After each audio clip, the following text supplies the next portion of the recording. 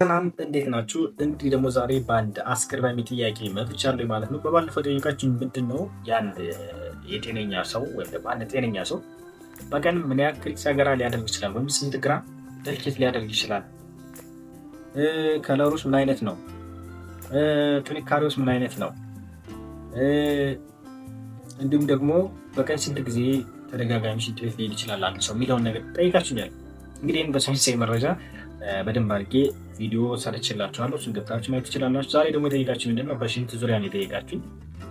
ጥያቄያችሁ ምንድን ነው?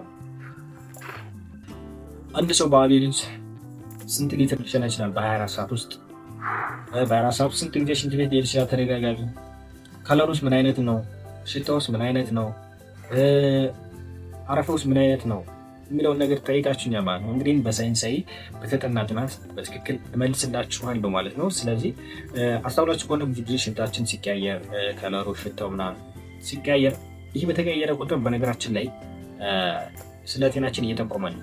ከተረዳችሁና ካስተዋላችሁ ማለት ነው። ሽታው የሆነ ሽታ ሲኖረው ከለሩ ሲሆን የሆነ ሲቀየር በጣም ትንሽ ሲሸና ተደጋጋሚ ሲሸና ምናምን አይነት ነገር በጣም በሕክምና ጉዳይ ይጠቁመናል ማለት ነው። ስለዚህ እሱን ጨምሬ አብሬ እነግራችኋለሁ ማለት ነው። ግን አንድ ችግር አለ። ቪዲዮውን ላይክ እያደረጋችሁ አይደለም፣ ወይም ደግሞ ሰብስክራይብ እያደረጋችሁ አይደለም። የተለቀቀው ቪዲዮ ሞስት ወደ 40 ደርሷል። እናንተ ግን ሰብስክራይብ ያደረጋችሁ ሰዎች 10 ናችሁ። ስለዚህ ፕሊዝ ሰብስክራይብ አድርጉ። ቪዲዮውን ስትጀምሩ ላይክ አድርጋችሁ ጀምሩ። እኔ እናንተን አስገራሚ ጥያቄ ለመመለስ ዝግጁ ነኝ። እንግዲህ የመጀመሪያው ጥያቄያችሁ ምንድን ነው? አንድ ሰው በአቬሬጅ ወይም ደግሞ በአማካይ ምን ያክል ሊትር ሊሸና ይችላል በ24 ሰዓት ውስጥ የሚለውን ነው። እሱን ስመልስላችሁ አንድ ሰው በአቬሬጅ የተቀመጠ በሳይንሳዊ ጥናት በትንሹ ከ0.6 ሊትር በጣም ከበዛ ደግሞ እስከ 2 ሊትር በ24 ሰዓት ውስጥ መሽናት አለበት ነው፣ ወይም ደግሞ ሊሸና ይችላል። ይሄ አቬሬጅ ነው የተቀመጠው። ከዚህ በላይ ከሆነ ያ ሰው ወይ ዲያቤቲክ ነው ወይ ደግሞ ተደጋጋሚ የሚጠጣው በጣም ፈሳሽ ነገር አለው ወይም ደግሞ ካፊን ነገር ይወስዳል ወይም ደግሞ መድኃኒት ይወስዳል ማለት ነው። በጣም ከ2 ሺህ በላይ የሚሸና ከሆነ ከዛ ውጭ ደግሞ ከመጠን በላይ ማነስ ነው። እንደነገርኳችሁ ከ0.6 በታች የሚሸና ከሆነ ያ ሰው ምንድነው ዲሃይድሬትድ ነው ወይም ደግሞ ድርቀት አለበት ማለት ነው። ሌላኛው የመጨረሻው ምንድነው? ሽንት አለመሽናት። ሽንት ለመሽናት በጣም መቸገር። ያ ማለት ምንድነው? በቀን ከ100 በታች ወይም ከ100 ሚሊ ሊትር ወይም ደግሞ ከ0.1 ሊትር በታች መሽናት ማለት ነው። ይህ ችግር ነው። ሽንት አለመውጣት ሌላ ኢንፌክሽን ነው ማለት ነው። ሁለተኛው ጥያቄያችሁ ምንድነው? አንድ ሰው በቀን ተደጋጋሚ ስንት ጊዜ ወደ ሽንት ቤት ሊሄድ ይችላል? ይሄ የሚወሰነው እንግዲህ በቁጥር አይወሰንም። ምክንያቱም አንድ ሰው ያለበት ስታተስ ይወሰናል። ለምሳሌ ቀዝቃዛ ቦታ ላይ ከሆነ ተደጋጋሚ ሽንት ሊሸና ይችላል። በጣም በረሃማ ሞቃት ላይ ዝናብ ባለበት ቦታ ምናምን ከሆነ ሽንት መቶን ይቀንሳል። ተደጋጋሚ ሽንት ቤት ላይሄድ ይችላል ወይም ደግሞ ላይሸና ይችላል። መድኃኒቱ የሚወስድ ከሆነም የሚያሸና መድኃኒት ተደጋጋሚ ሊሸና ይችላል። ካፊን ነገር ከተጠቀመ ሻይ ቡና ምናምን ነገር የሚጠቀም ከሆነ በጣም ፈሳሽ የሚጠቀም ከሆነ ተደጋጋሚ ይሸና ማለት ነው። ስለዚህ ይሄኛው ምን ያክል ጊዜ የሚለው እንደነገርኳችሁ የሰውየው ያለበት ኮንዲሽን ይወሰናል ማለት ነው። ዋናው ነገር ምንድነው? ሶስተኛው ጥያቄ ምንድነው? የአንድ ሰው የጤነኛ ሰው የሽንት ቀለሙ ምን ይመስላል? ይሄ ብዙ ጊዜ ይጠቁመናል፣ የተለያዩ በሽታዎችን ይጠቁመናል ማለት ነው። ስለዚህ እነግራችኋለሁ ማለት ነው። የመጀመሪያው ምንድነው? ጤነኛ ሰው ምን አይነት ከለር ነው ወይም ደግሞ ምን አይነት ቀለም ነው ያለው ካላችሁም ደብዘዝ ያለ ቢጫ ወይም ደግሞ ፔል የለው የሚባለው አይነት ከለር ወይም ደግሞ ስትራው አይነት ከለር ከሆነ የተለመደ የጤነኛ ሰው ሽንት ነው ማለት ነው። ነገር ግን እንደነገርኳችሁ ክላውዲ ከሆነ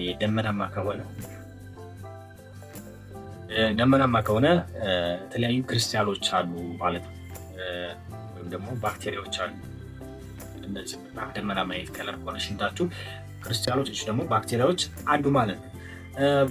ነገር ግን ግሪን ወይም ደግሞ ብሉ አይነት ከሆነ ደግሞ ይሄ ኢንፌክሽን የተለያዩ የዩቲአይ ኢንፌክሽን ሊሆን ይችላል፣ ወይም ደግሞ መድኃኒት እየወሰደ ነው ማለት ነው። እንደዚህ አይነት ከለር የሚያሳይ ከሆነ ቡናማ አይነት ከሆነ ደግሞ ኮፊ አይነት ከለር ቡናማ አይነት ከለር ከሆነ ደግሞ በጣም ከባድ የሆነ ድርቀት አለ፣ ዲሃይድሬሽን አለ ማለት ነው። ወይም ደግሞ እንደዚህ ብሉዊን የሚባሉ በላብራቶሪ ወይም ደግሞ በሳይንስ ያጠራል እነሱ ነገሮች አሉ ማለት ነው።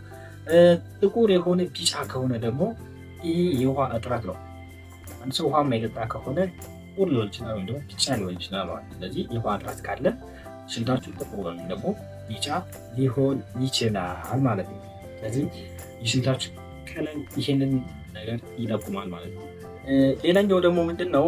ሌላኛው ጥያቄያችሁ ምንድነው? የኖርማል የጤነኛ ሰው ሽንት ሽታው ምን አይነት ነው?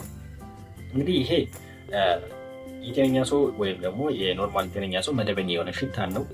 በሳይንስ ያጠራሩ ነው አሮማቲክ ኦደር የሚባል ነው በሳይንስ ያጠራሩ። ነገር ግን ጠንከር ያለ ሽታ ካለው አንደኛ ውሃ አለመጠጣት ሊሆን የሚችለው፣ ሁለተኛ ደግሞ የሆነ ስሚል የሆነ ሽታ የሆነ ምንድን ነው ከፈት የሚል ነገር አይነት ሽታ ካለው ዩቲአይ ኢንፌክሽን ነው ማለት የዩሪናሪ ትራክት ኢንፌክሽን ነገር ሊሆን ይችላል ማለት።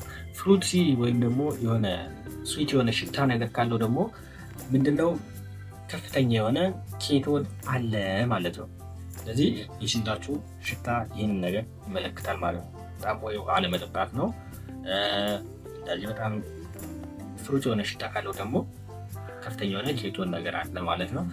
እንደዚህ የሆነ ፊውል አይነት ሽታ ካለው ደግሞ ወይም ስሜል ካለው ደግሞ ዩቲአይ ኢንፌክሽን አለ ማለት ነው። ስለዚህ የሽንታችሁ ሽታ ጤናችሁ ሁኔታ ይጠቁማል ማለት ነው። ሌላኛው ፎም ወይም ደግሞ አረፋው። የጤነኛ ሰው አረፋ ምንድነው? ሽንቱ ትናንሽ ሲሆኑ ነጭ የሆኑ ትናንሽ ሽፍታ የሚመስሉ ከለም ፎም ነው መሆን ያለበት። ነገር ግን ይሄ እዚህ ጋር ምንድን ያለው አንድ ሰው በጣም በፓወር የሚወጣ ከሆነ ሽንቱ በጣም ከፍተኛ የሆነ ፓወር የሚወጣ ከሆነ ፎም ሊኖረው ይችላል። ነገር ግን ያ ሽንቱ ፎሙ አረፋው ለብዙ ደቂቃ የሚቆይ ከሆነ ይሄ ምን ያመለክታል ማለት ነው? ከፍተኛ የሆነ ፕሮቲን እንዳለው ሽንታችሁ ያመለክታል ማለት ነው። ስለዚህ እነዚህ ነገሮች ያመለክታል ማለት ነው ከለራችሁ። ስለዚህ ጠቅላላ ስለግራችሁ ሽንታችሁ በጣም የሚያቃጥላችሁ ከሆነ ስትሸኑ የሚያቃጥላችሁ ከሆነ የሚጠቁማችሁ አንደኛ ዩቲአይ ኢንፌክሽን ዩሪናሪ ትራክት ኢንፌክሽን የሚባለውን ይጠቁማችኋል። ሁለተኛ ደግሞ ኤስቲአይ ሴክሹዋል ትራንስሚትድ ኢንፌክሽን ጎኖሪያ ሊሆን ይችላል፣ ጄት ሊሆን ይችላል። እነዚህ ነገሮችን ያመለክታል ማለት ነው እንደዚህ የሚያቃጥላችሁ ከሆነ። ሌላኛው ደግሞ የሽንት ቧንቧ መቆጣት። ስለዚህ ይህንን ያመለክታል ማለት ነው። ሽንት በምትሸኑበት ጊዜ የሚያቃጥላችሁ ከሆነ ሌሎች ደግሞ ብዙ ጊዜ የምትሸኑ ከሆነ ደግሞ እንደነገርኳችሁ ዩቲአይ ኢንፌክሽንም ሊሆን ይችላል፣ ዩሪናሪ ትራክት ኢንፌክሽን ማለት ነው። ዳያቤቲስ ሚሊተስ ስኳር በሽተኛ ከሆናችሁ ደግሞ የስኳር በሽታ ምልክት ነው። በጣም ብዙ ጊዜ መሽላት እሱን ያመለክታል። እንደዚህ ካፊን ነገር ስትጠጡ፣ ቡና ስትጠጡ፣ የተለያዩ ውሃ በጣም ተደጋጋሚ ስትጠጡ ብዙ ጊዜ ልትሸኑ ትችላላችሁ ማለት ነው። ሌላኛው ምንድነው? የሽንት መጠን ነው። እንግዲህ የሽንታችሁ መጠን እንደነገርኳችሁ ዩቲአይ ካለ፣ ኪድኒ ስቶን ካለ፣ ኬቶ ቦዲ ካለ፣ ትራውማ ካለ በዚህ ጊዜ ምንድነው የሽንታችሁ እንትን ይቀየራል ማለት ነው። የሽንታችሁ መጠን ሁሉ ይቀየራል ማለት ነው። ስለዚህ እንደነገርኳችሁ የሽንት ከለራችሁ፣ የሽንት መጠናችሁ፣ የሽንት ሽታችሁና የሽንታችሁ ፎም ስለዚህ የጤናችሁ ሁኔታ ይጠቁማል። ነገር እነዚህ ምልክቶች በሙሉ አሉ ማለት ደግሞ ፖሊስ እናንተ በሽተኛ ናችሁ ማለት አይደለም። ለምሳሌ ሽንታችሁ ቢጫ ነው ማለት በሽተኛ ናችሁ ማለት አይደለም።